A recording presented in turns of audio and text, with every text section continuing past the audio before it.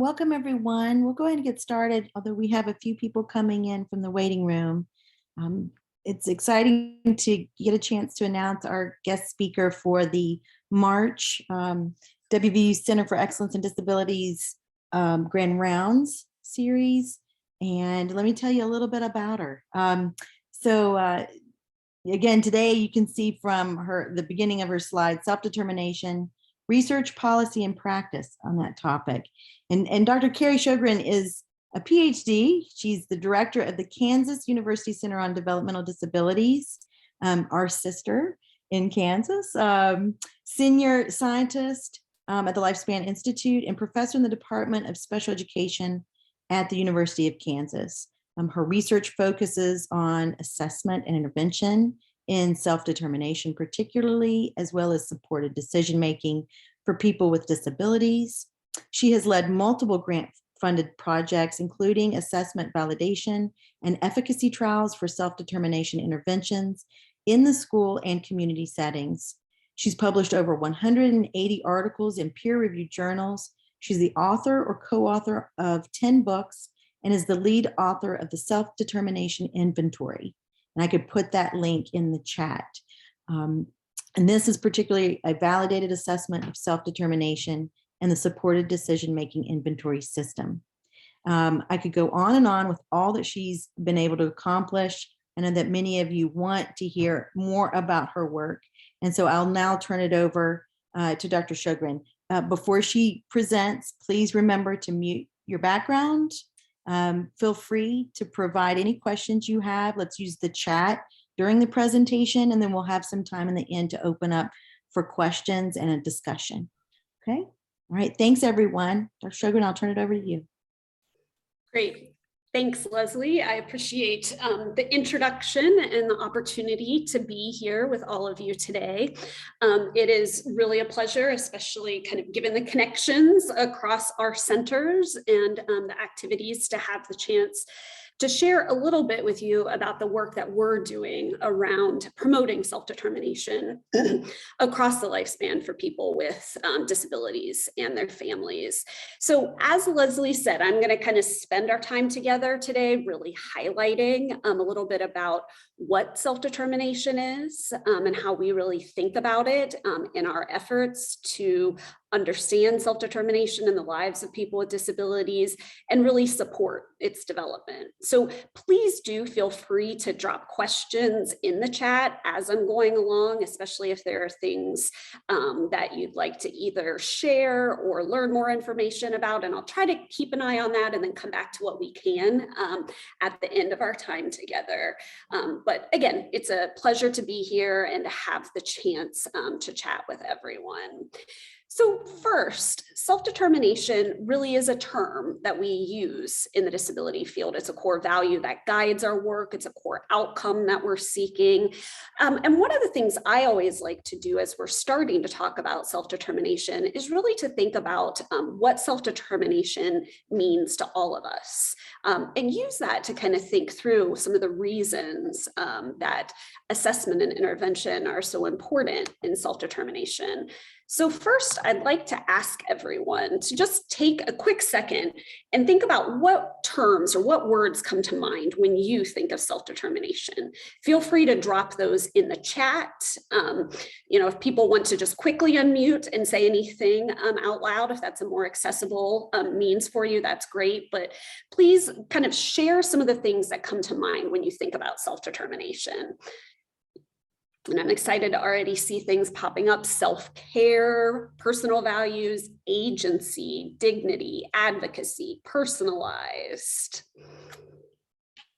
And so a lot of these terms that you all are throwing in the chat, integrity, and keep bringing them up, direct involvement, these really are, the key things that we're really trying to advance in the lives of people with disabilities when we're thinking about promoting and promoting and enhancing self-determination, because this really is a critical area. People with disabilities, as all people, have the right to have that, as Sandra just said, freedom of choice, to have integrity, to be able to advocate. So yes, we're all thinking about the same types of ideas as we're thinking about self-determination. And really, this idea of self-determination is something that really came from the voices and the advocacy that's occurred within the disability rights movement that we've been able to continue to build on and enhance into our policies and practices. For example, on the screen now is a picture of Robert Williams, who was once the commissioner on the Administration on Developmental Disabilities, an organization that's directly involved with CEDs like both of ours. And in describing self-determination, Bob Williams, and this was a long time ago, back in the 1989 is when this quote is from, he said, speaking as a disabled person, we, as people with disabilities, don't have to be told what self-determination means. We know it's just another word for a life filled with rising expectations, dignity, respect, and opportunities. And so this idea, and really coming from the voices of disabled leaders and self-advocates with intellectual and developmental disabilities, really highlights many of the same things all of you are putting in the chat. These ideas of dignity, of having the rights that everyone has to direct their own life, being respected. And we've really continued to learn from and ask advocates what self-determination means in their life. Here are a couple of other quotes that I'll just highlight and put on the screen for us to look at and think about. Self-determination is being able to talk about what you want in your life and set goals and dreams for yourselves. As I continue talking today, you'll see that a lot of the work that we've done in partnership with self-advocates with disabilities and thinking about how to really support and enhance self-determination in our research and in our services relates to this idea of being able to set goals and go after those dreams that you have. Goals are something that can help us define things that we want to work towards, things that we want to have choice in, things we want to advocate for, building on the terms that many of you used. So this is a key part of self-determination. I also, the second quote on this screen, you have to go do something or you won't be anything at all. This has always been a very powerful and resonating quote for me from what I've learned with the self-advocates that have helped shape the work that we do. This idea that going after something, going after those goals, going after seeking that dignity, that justice, the integrity and the values in one's life, that's essential to really feel as though you're able to act with agency to make things happen in your life. And ultimately, that's really what self-determination is all about. This is the definition that we use as we're thinking, oh, I'm sorry, I meant to stay on that slide. I'm advancing too quickly. My apologies. Technology. It's great, but sometimes I hit the button too often. So as I was saying, this is the definition of self-determination that we use in guiding our research. Self-determination is about acting or causing things to happen in your life. So again, it's that idea related to acting, causing, moving things forward in your life. And I want to really emphasize here, and I'll come back to this, that acting or causing things to happen in your life does not mean that you do that completely independently. All of us use supports in different ways in our lives.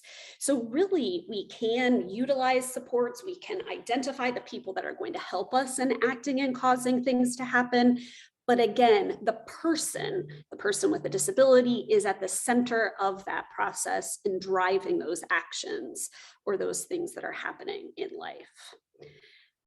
We've also worked to create and build a framework to really think about where are some of those points, especially in supports and in developing ways to enable people with disabilities to experience self-determination that we can talk about. So the framework you see on the screen, the circles represent big areas that we feel are associated with self-determination, of being able to make or cause things to happen in your life. So deciding, knowing the things that are your strengths, your areas of needs that help you identify the goals that you want to go after in your life, being able to choose the goals that you want to, that freedom to choose and identify the goals and the things that are important to you. acting or actually taking action to take steps towards those goals, being able to and having the opportunity to solve problems, to test out different pathways, to sometimes not even, achieve your goal, but figure out what actions help you move forward. And then also this piece of believing or feeling as though you have the opportunities in your environment and you're empowered to go after the things that you want and need, these decisions, these actions that are really important to propel and move you forward. So it's these aspects of deciding, acting, and believing that work together to enable people to become more and more self-determined, to act as those people that are causing or making things happen in their lives. Now, supports to communicate those decisions, to take steps towards those actions, as well as opportunities in the environment are essential to this. And we know that all too often people with disabilities have been marginalized, have not been able to have the supports and opportunities that enable them to live self-determined lives. So the goal is really to figure out what are the effective strategies for changing, for creating more supports and opportunities in breaking down those barriers so that all people can have these opportunities to decide, to act, and believe. Self-determination is something that's important and valuable for all people. And a lot of our work, a lot of my work currently is based in education settings where we're trying to work in inclusive general education classrooms with general and special education teachers to move these areas forward. But these ideas can cut across any different environment, whether you're doing that in schools, in community settings, in healthcare settings, because these are key skills and abilities that are important for all people. Now, there are a number of different reasons that thinking about self-determination and promoting it is something that is important in disability services and supports. I just want to quickly highlight, and again, if people have any questions about any of this work or any of the things I'm sharing, feel free to jump into the chat. But we do know from a large and growing body of research that when people have and are supported to develop higher levels of self-determination, so more of those abilities and opportunities to decide, to act, and to believe, that we see better outcomes. For young people with disabilities, we can see these in school settings where people that have higher levels of self-determination are more likely to be progressing in the general education curriculum, to be achieving academic and transition-related goals that are important to them and that they're involved in setting and prioritizing. We also see this across the lifespan. Higher levels of self-determination in adulthood are associated with greater access and persistence in post-secondary education for people with disabilities, greater competitive integrated employment, greater community participation, and greater quality of life. Now, there's obviously a number of systemic factors, meaning high quality education supports, high quality access to healthcare, and so on and so forth, that are also critically important to promote meaningful outcomes. But we know that promoting and enhancing self-determination is something that really contributes to people within supportive systems being able to achieve those outcomes that are important to them. So there are a lot of reasons why it's critically important to really think about promoting self-determination through research, through policy, and through practice.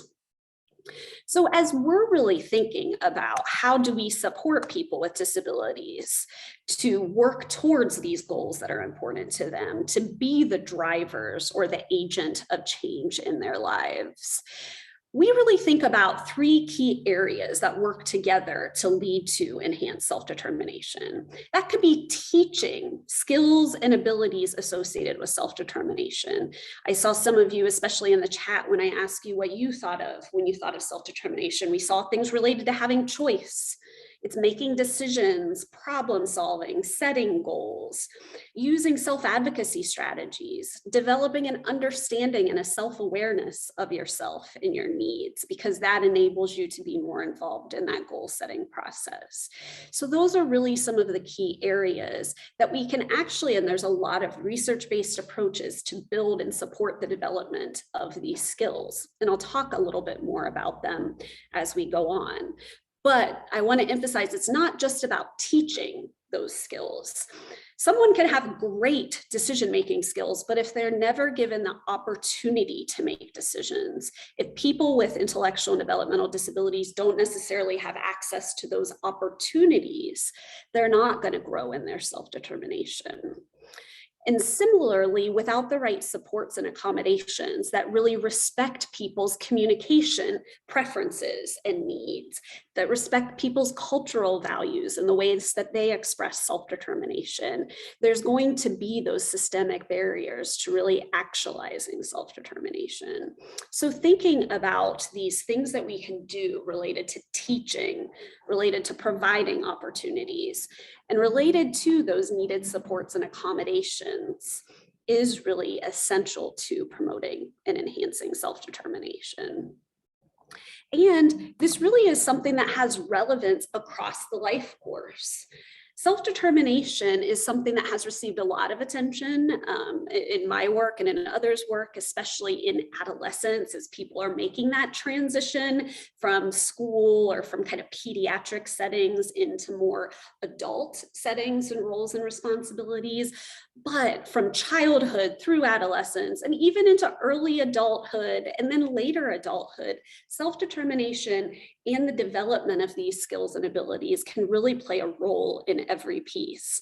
I'll talk to you a little bit later about an approach that we have that we use to support people to grow in these self-determination abilities, where we're currently working with people that are approaching retirement age and interested in setting goals for what they want to do as they're transitioning in a different way into those kind of later adulthood stages.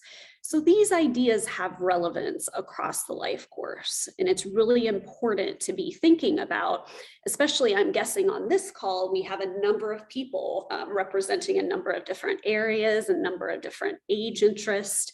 Where are those entry points in the work that you're doing where promoting and enhancing self-determination is something that's meaningful and useful in the work that's being done? Now, I mentioned briefly too, though, that a key part of providing those opportunities and supports is really making sure that we recognize that self-determination is something that a person, their interests, their preferences, their values, their culture, their community shapes what that looks like. So I think it's really important to make sure that we stay centered and focused on making sure that self-determination really is coming from a place of supporting the person to be defining that. I have on this slide, I apologize, it's a relatively long quote, but I think it really illustrates an important piece to keep in mind.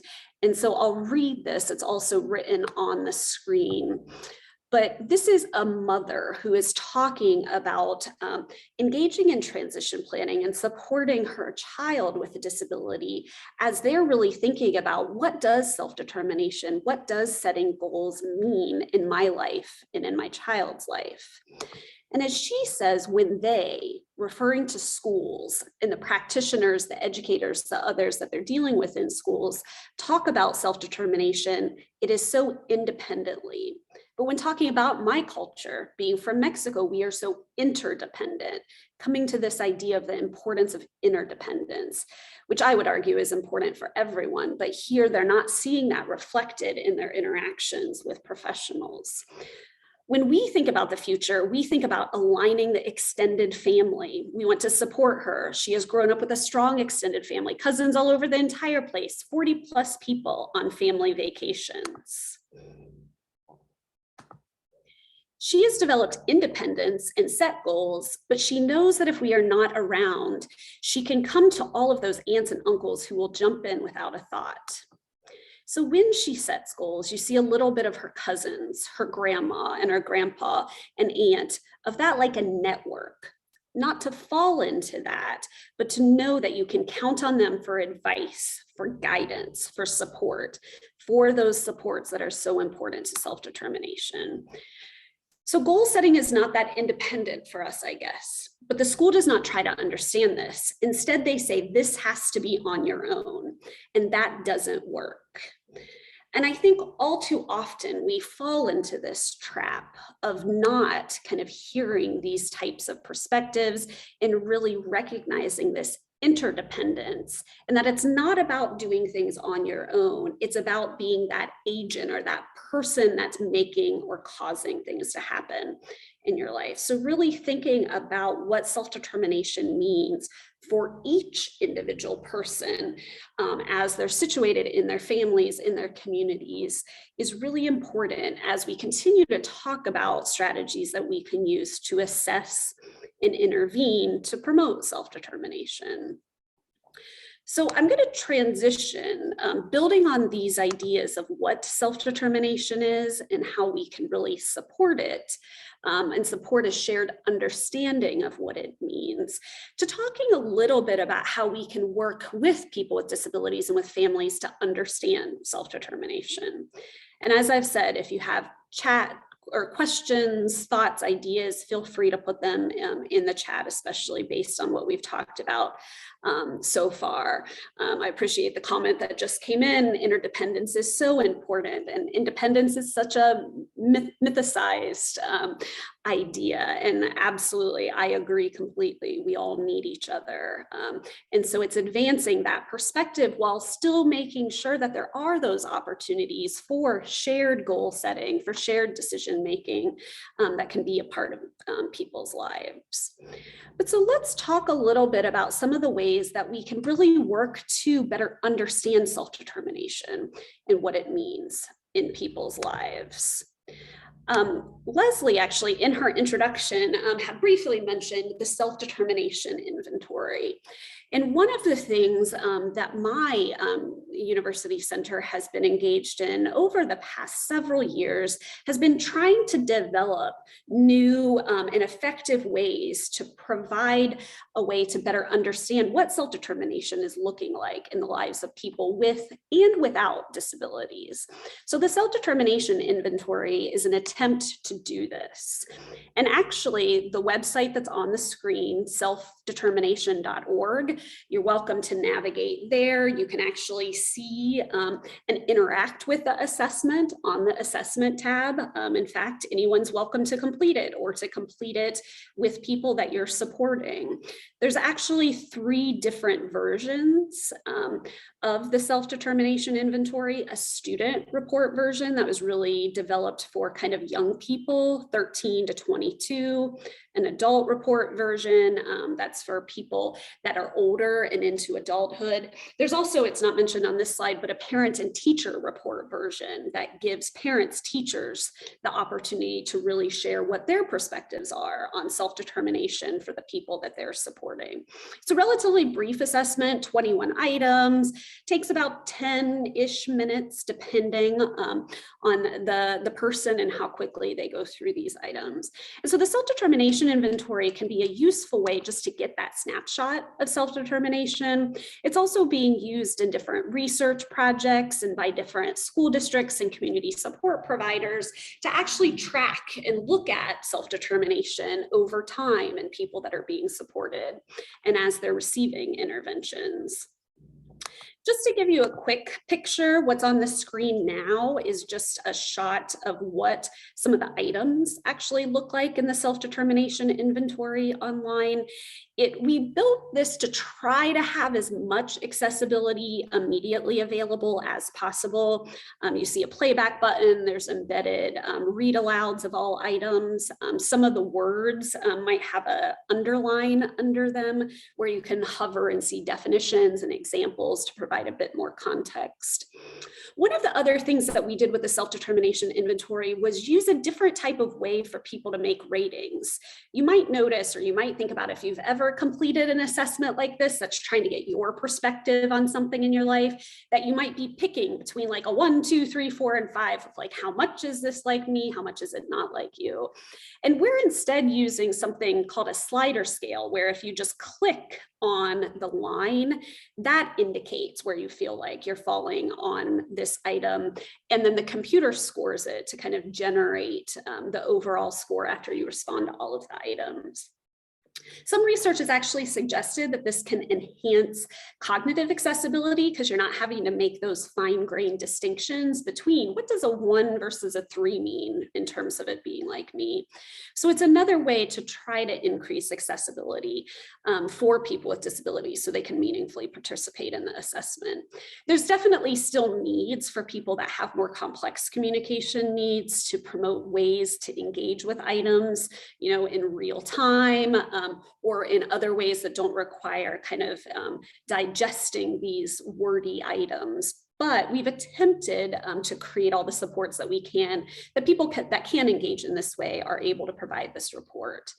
And then after the person completes all of the items, that decide, act, believe figure may look familiar to you from one of the earlier slides. People are able to access a profile of where they are currently in their self-determination. And there's a report that goes along with this that provides ideas and strategies. You know, the profile reflected here on the screen, the person's scoring higher in this ACT domain. So they're feeling good about their abilities to problem solve, to implement an action plan, but lower in that believe area. So this might share with a self-advocate with a disability, with a family member or support provider that's looking at this result, that maybe more supports and opportunities to really practice and use these skills could be something that's important for a person in their lives. So this report can really be then taken and used to inform supports and services. And again, the assessment can be taken repeatedly to then look at after a year, are things changing, are things staying the same? And is that something that's you know, preferred by the person, or would they like to see more and additional changes? We're also working to build and create more and more access through other ways that the assessment can be delivered. For example, you see on the screen a video playing of the American Sign Language version of the SDI. So in partnership with the National Deaf Center, we actually recorded ASL versions of each of the items, so that if this is the language preference of a person, they're able to access it in this way. The same way with Spanish. There's currently a Spanish version available on the website, as well as some other translations that are in progress and will hopefully be there at some point in time. So again, hoping to promote more access to people to share information about their self-determination, and to be able to use this in broader ways to really document impacts through research and practice that's happening.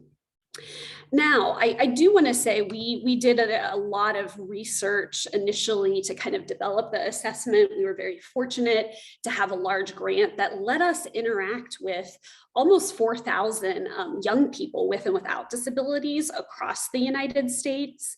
And on this slide, I'm going to show you some numbers to really highlight that what we know from using this assessment with people with and without disabilities, and with a range of different disability related support needs, that there are differences that are popping up in how people are reporting on their self-determination. The comparison group here would be people without disabilities that identify as white or European American. And all the negative values are basically telling us that there are these relatively large, that get larger in some groups, like people with intellectual disability, people with autism, and especially when you see some of that intersectionality of intellectual disability and other marginalized racial and ethnic groups. groups.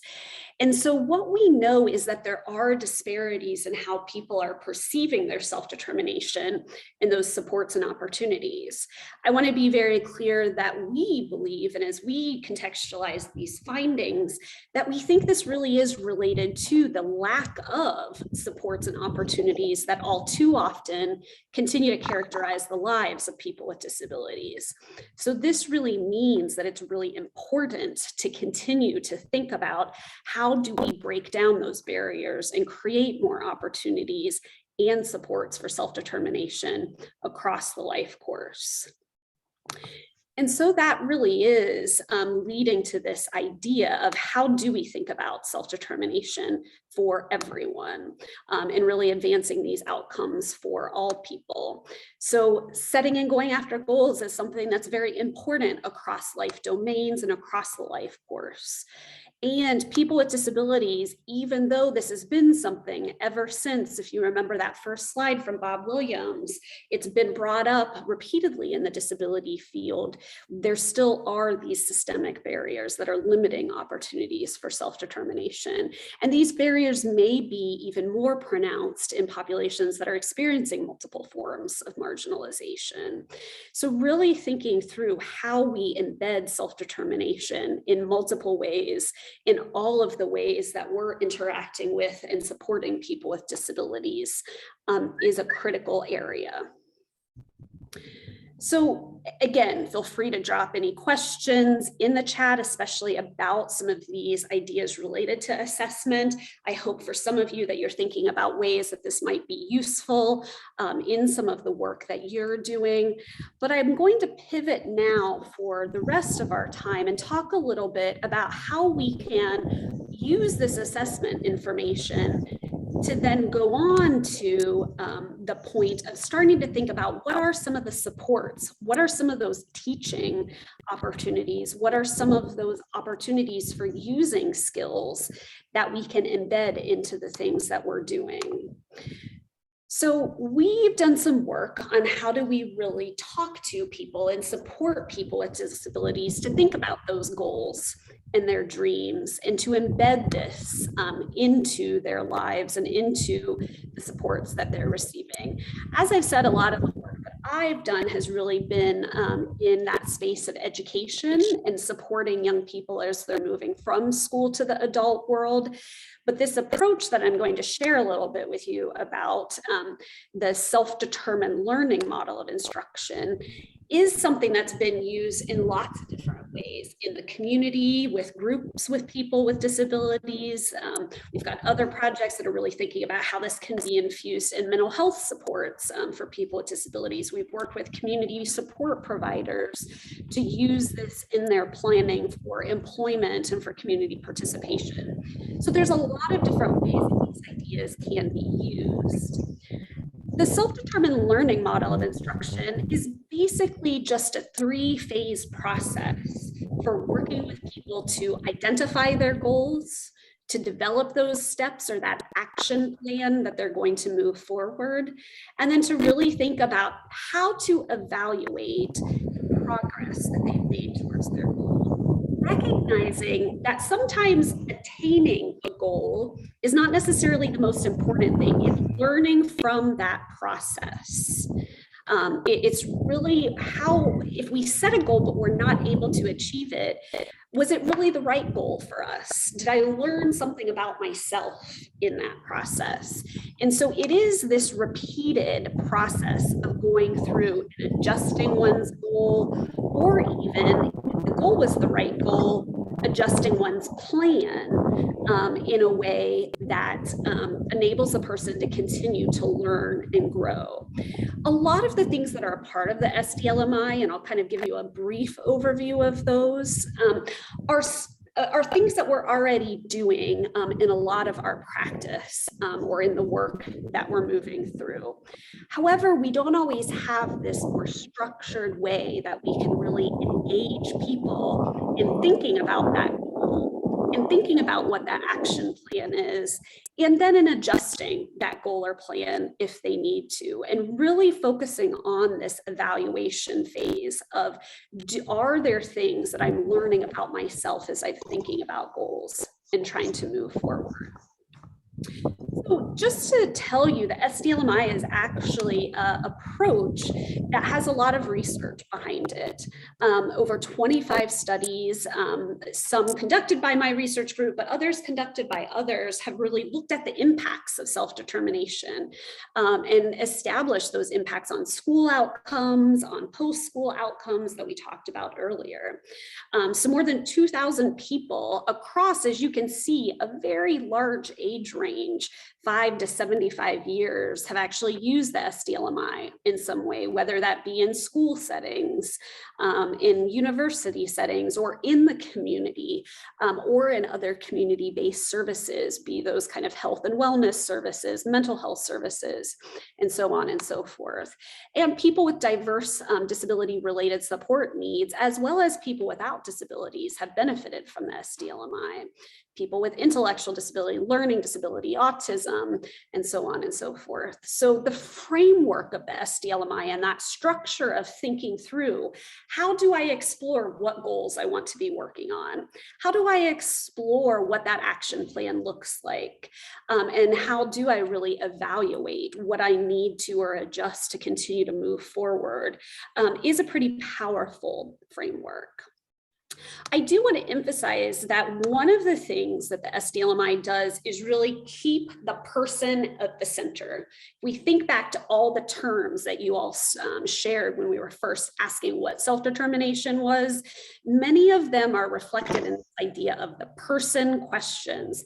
The SDLMI really provides a structured set of questions that guide people with and without disabilities through thinking through what that goal that they want to work on is, what that action plan is, and how that evaluation works. So the model and how it's implemented in practice is something that's really driven by the person answering those questions for themselves with supports, but really identifying what is it that I want to be learning about and working on. What do I know about that and how can I move it forward? Or what do I need to know and what do I need to learn? Now, essential to that are what we call the facilitator objectives. So that would be anyone that's supporting the person to use this framework of setting a goal, developing their action plan, and evaluating.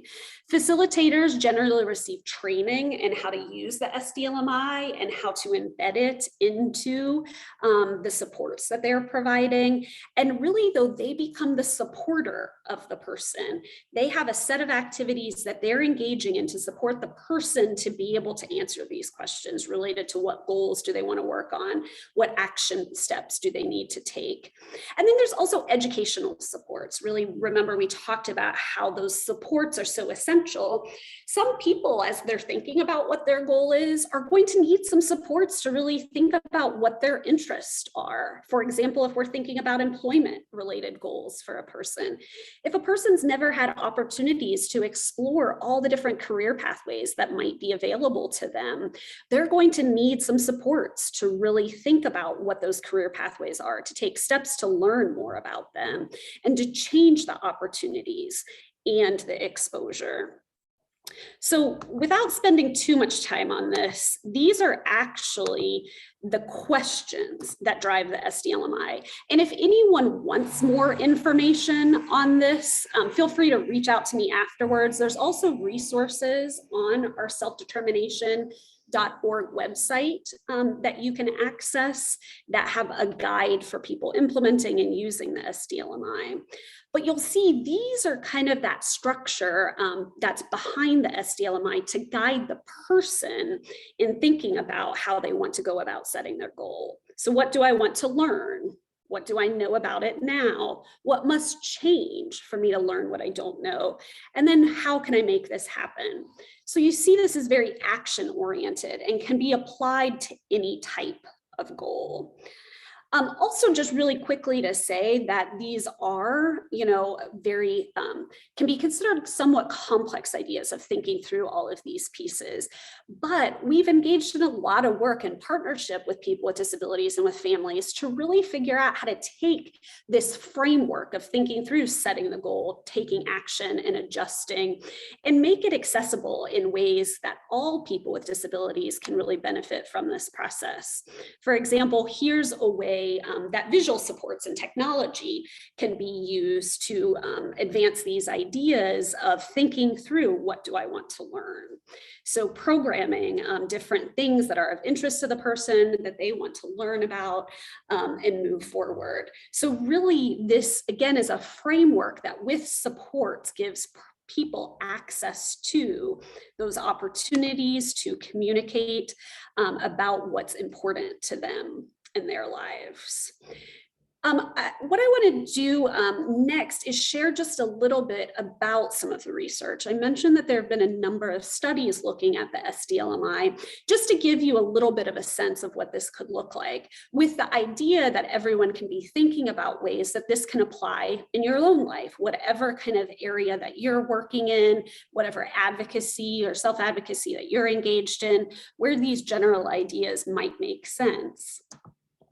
From the education side, there's a graphic on your screen now that is actually a visual report that we provide back to school districts and state departments of education that are partnering with us on research projects using the self-determined learning model of instruction. So to provide a little bit of context here, this was a project where we're working with a number of different schools, so 6 schools in Maryland and Delaware, 17 general and special education teachers. So we were doing this in inclusive high school classrooms with students with and without disabilities.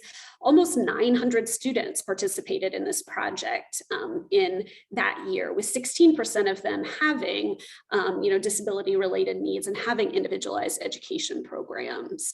So what was exciting for us about this project was opportunities to create these inclusive supports for self-determination.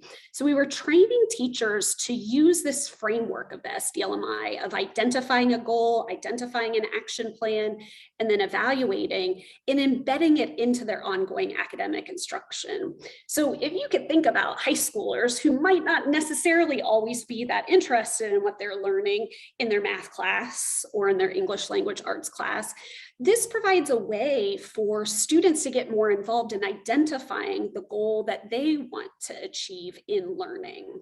So teachers are embedding 15-minute mini lessons focused around those person questions that you saw a few minutes ago into their ongoing instruction. And what we find is that when this is happening, so this students work through the SDLMI over one school semester, they're still doing their typical instruction in the classroom, whatever the content area is, but then are having these opportunities to quickly talk about and check in on that process of setting their goal and then developing that action plan and then figuring out if it worked or if it didn't. And what we found is in comparison to schools that are just using their typical instruction practices and not using the SDLMI, that students tend to have much better goal attainment outcomes related to that academic learning. They show increases in their self-determination. And some of you might be asking, well, this is a very self-directed process. The students are able to set goals, but the teachers are using those facilitator objectives to provide some structure around that. So you see there's a variety of words in the bottom right side of this figure. So grades, homework, math, writing, study habits, note-taking. Those were some of the goals that students were actually setting as they were doing this. And teachers that are working with students often get very excited about the SDLMI because students start identifying the things that they need to work on, and it changes their practice. They're making this shift towards some of the thinking that you all shared at the beginning around what self-determination is, for the students taking more ownership of their choices, of having more agency in that process. We've also done this in school settings in the context of transition planning. So typically they're special education teachers working with students with disabilities as they're identifying the things that they want to work on after school. But remember that I mentioned that this isn't just something that can be used in schools. Here's some pictures of another way that the SDLMI is being used in places across the country. This is actually a partnership that we have in Oklahoma, where their Developmental Disability Services office is providing support for people to participate in SDLMI community groups, where people with developmental disabilities are coming together, supporting each other with a trained facilitator in working through the steps of the SDLMI to set goals related to their lives and their future. We're also really excited that we're starting to train self-advocate co-facilitators for these groups, creating both a career pathway for people with disabilities and really recognizing the importance of those lived experiences for people as they're working through the SDLMI. And so in these groups, this is actually a picture of the celebration at the end of the SDLMI process, where people are reporting on the progress that they've either made on their goals, of the things that they learned about themselves, of things that they need to change for the future, and also sharing learning about how important it is, for example, from this group, and sharing information about the things that they're talking about and learning in the group back to their broader network of support providers, to their family of others. And just to give you an idea of the range of goals that people are setting and working on in these groups, things related to employment, college, voc tech and ongoing educational opportunities, relationships. So thinking about kind of social and community connections, a driver's license. The young man in particular that was focused on the driver's license, there was actually a lot of initial hesitancy from his support providers and his family for this being his goal. But really what the SDLMI did was allow him to learn more about what it would take, what action steps he would have to take to get a driver's license, studying for the test, passing the test, taking time to have driver's training and other pieces along those lines. And after several times he participated in the SDLMI groups more than once, he actually was able to take concrete steps and got that driver's license. And so this really can be about raising expectations and thinking more and more about what the possibilities are when people are empowered to set goals that they're interested in, to test out action steps, and sometimes again to achieve those goals, as in those examples of those driver's license, or to maybe take a step back and say, well, maybe I want to explore a different career pathway because I didn't understand or I didn't really recognize all of the things that would go into this. Or, when exercising, this is another common one when we see people setting goals related to health. Well, maybe I initially thought that I was going to exercise every day or go to the gym every day, but that's not a good fit or that's not really feasible. So what if I did that 2 or 3 days a week and continue to stay focused on my goal of improving my health? But I might need to really think about what the most effective action plan is. So it's creating these opportunities that are so important for all of us to set those kind of visions for what the future is, and then to test out and learn from opportunities over time.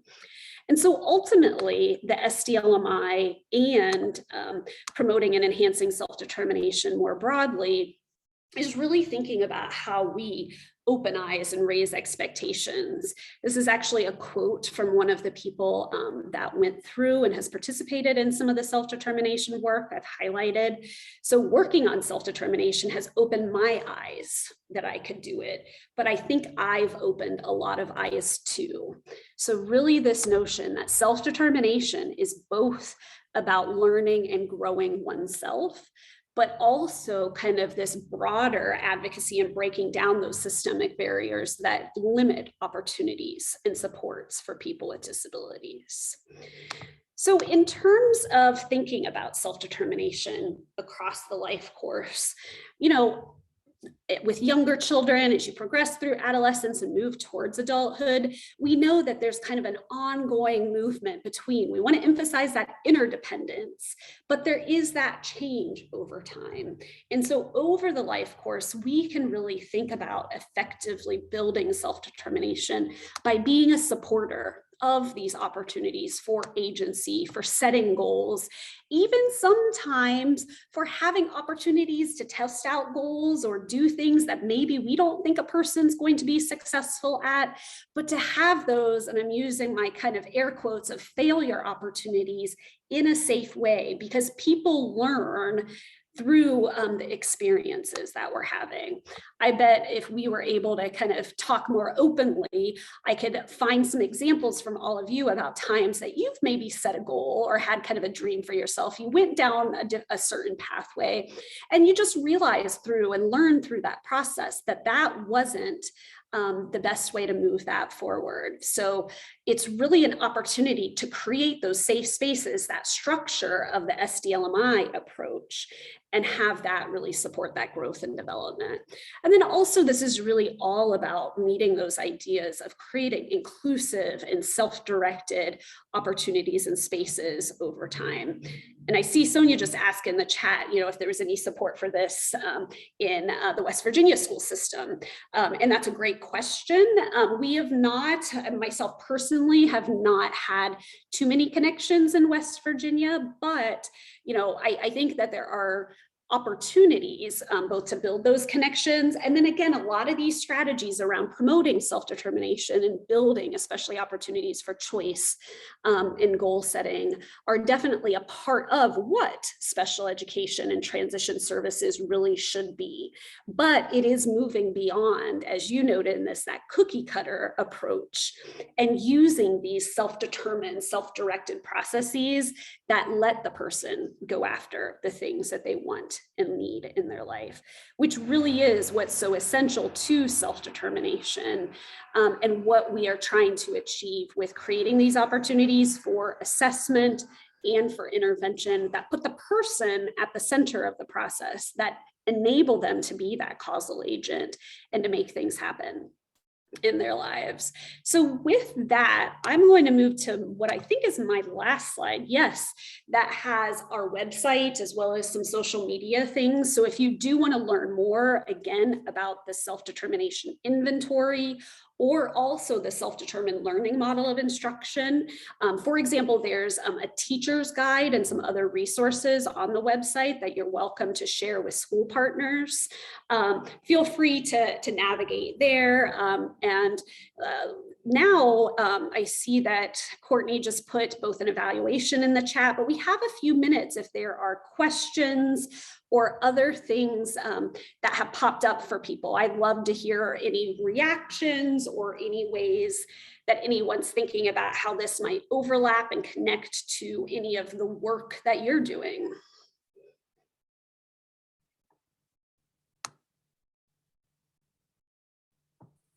Hi, my name is Sonia. I just recently opened an agency in West Virginia for persons that are on IDD waiver. And I see this as a strong like circle of supports that we've used in the past, and paths and maps that have been used in the past. So I like it that you're kind of redirecting it to self-determination, but I would just love to see other professionals in West Virginia jump aboard on this, because we've lost that self-determination for the client. Yeah, thanks for those comments, Sonia. And I think the ongoing struggles in service systems to really actualize these values of self-determination are something that aren't just an issue in West Virginia. I talk to people in lots of different spaces where that's the case. But I want to say too, you're absolutely right that the ideas of like person-centered planning and putting people at the center of the process, it overlaps a lot with these ideas. We are trying to even continue to advance those and provide these additional steps for going through that goal setting process. And so merging some of these approaches together can really be a very powerful way to do that. So yeah, I'm happy to chat more, and hopefully more and more people can become aware of some of these resources and the work that's ongoing.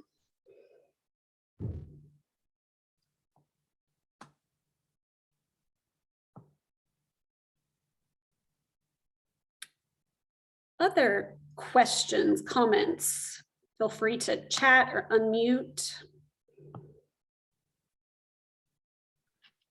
Karrie, I just put in the chat, I think, and just to add a little bit more context, you mentioned several different transitions over the course of one's development. And I think for me, one of those is higher education. And some of the efforts is to, ensure that what we're doing here at the university is accessible to anyone who's interested. So there's some programming and things of that sort, and diving into that self-determination has come up several times.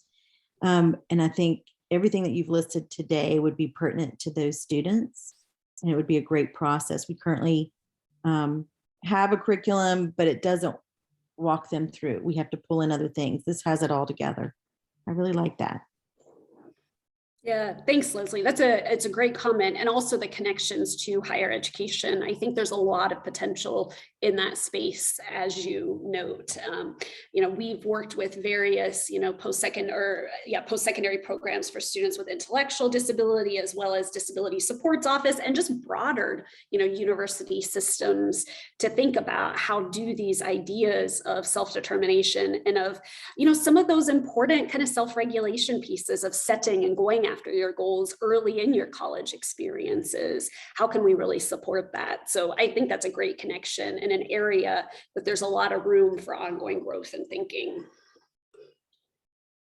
Well, that'll be great. If there are several people, and it sounds like there are several people at different levels throughout West Virginia joining today and hearing more about it, how would you advise us on next steps? I mean, you could get 15 different emails, and that might be absolutely great. And you tell us the same things and you send us the same materials, but would you have a preference for, is there a way that we could collectively come together and work on this?